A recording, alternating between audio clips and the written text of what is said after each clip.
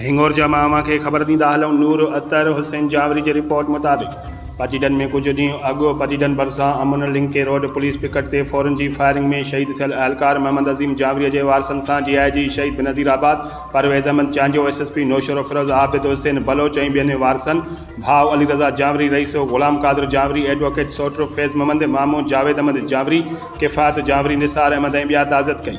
उन मौक़े ते DIG शहीद बेनज़ीराबाद मीडिया खे ॿुधायो त तमामु घणो ॾुख थियो आहे जो ड्यूटीअ दौरान नौजवान खे शहीद कयो वियो। कातिलनि खे बख़्श न कयो वेंदो। कुझु जवाबदार गिरफ़्तार थिया आहिनि। रहियल जवाबदार बि जल्द गिरफ़्तार कया वेंदा। मामले जी जांच SSP नौशर फिरोज़ पाण करे रहियो आहे। कातिलनि खे कैफ़रे किरदार ताईं पहुचायो वेंदो। शहीद थियल मोहम्मद अज़ीम जावरीअ जे वारसनि सां हर वक़्तु गॾु आहियूं। शहीद थियल नौजवान जे वारसनि खे रूल मुताबिक़ 2 नौकरियूं ऐं 1 करोड़ रुपया ऐं 60 सालनि ताईं पघार वारसनि खे ऐं ॿिया अलाउंस पिणु ॾिना वेंदा।